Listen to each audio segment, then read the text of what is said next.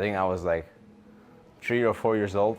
And my brother was playing Age of Mythology, and I thought it looked like really cool, and like the gods and the Egyptians and whatnot. You know, it was really cool. And I was like, okay, I want to build buildings too, and I want to like have my armies. And then I think that's the first time I actually picked up a mouse and keyboard. Because you're not even close to being accurate.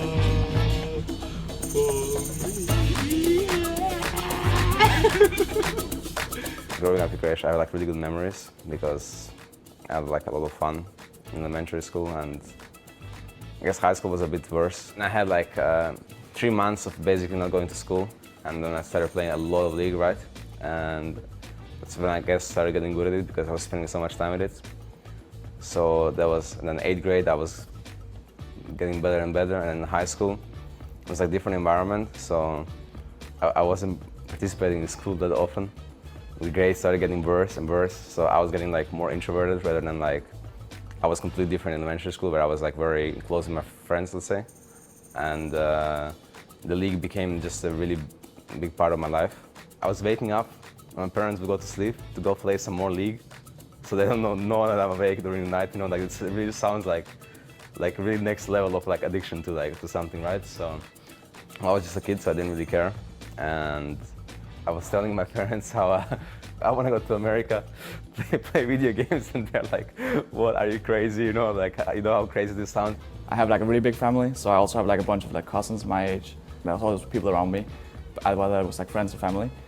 And I mean, just growing up and going to school, I obviously was spending like a lot of time on League as well. Wasn't like doing maybe all the homework and stuff like that, but other than that, I was having like a fine time. I was planning on just like finishing high school as well, because I didn't necessarily want to go pro in League. But then I just got like, I got like an offer from Fnatic, and I thought that I might as well just take it, because like worst case I could always go back to school. While I thought that going pro would be once in a lifetime experience, so I just went for that instead. In goes Perkz, he's able to lock down one onto Stixay, but is the tree going to be able to find him? There it is, punched in the head. This is going to be CLG finishing the game. The last Nexus turret is going.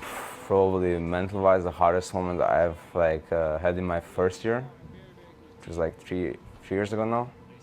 Basically, we were like doing really well, and then we bombed the first tournament, which was like kind of a big deal because we were the only European team representing Europe at that tournament. That's where people like started kind of like growing hate on me. I was the scapegoat for everything that happened because I was like outspoken and basically the face of my team. I was getting like blamed by thousands of people, and I couldn't even like go on internet because it would be such a like mental devastation every time I would read a comment that like, I remember I was thinking like, I don't want to be a pro player anymore. I just don't want to play. I don't want to do this, you know. I want to go back to school, be a ordinary boy, just like live my life. But then like after like a couple, just on like 3-4 days, it like all went away, right?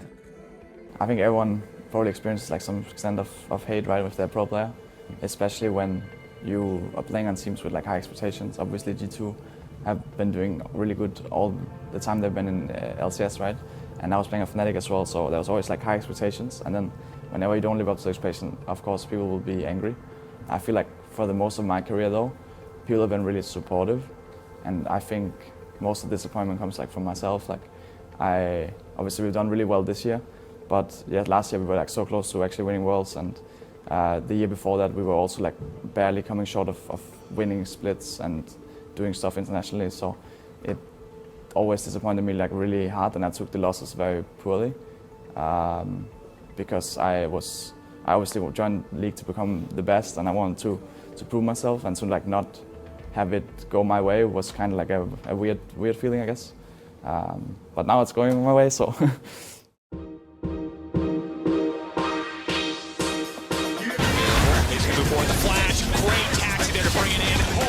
Everyone will be like looking towards us for the meta and for like future opponents, because everyone who wants to win probably like wants to at least beat us. I could imagine SKT has like had a lot of that in the past as well, right? So in that sense, everyone will know us to an extent, and everyone will be prepared against us, while we might not be prepared against all the 16 teams, and at least not to the extent that they might be against us. And we have to not get too far ahead of ourselves, because something about Worlds is that it's not like a marathon. Oh wait, it's not like a sprint. It's like a marathon, right? Because it's like such a long tournament.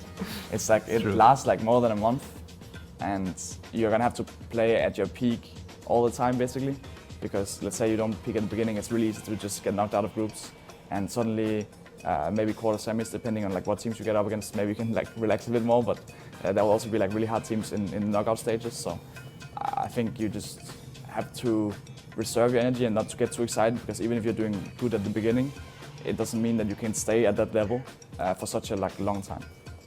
Seasons are long for me. Every season is very long for me and very taxing. But now, like, I'm also thinking about future. Right? I'm thinking like it's been like very taxing this past few years, you know. So now at least we have this team signed for longer. So I know that I don't have to worry about next year. Usually every year, I'm also worrying about next year, like at this time, you know. And this time around, I'm thinking like, I'm gonna do my like 300% this Worlds, and we're gonna win it, and I'm gonna relax, you know. And this is like kind of my thought process right now. And I am visualizing us like taking the trophy, you know, lifting it up, celebrating. So it's about just putting all the effort we can and making it work, right? And I mean, I think we have what it takes, but like Rasmus said, like it's not so easy, you know. Like it's really not. Even if we are the favorites right now, it's very easy to lose to anyone. It's up to us to just perform basically at all points.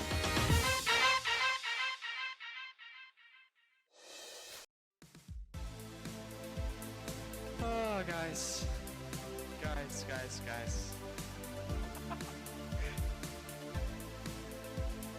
Would you?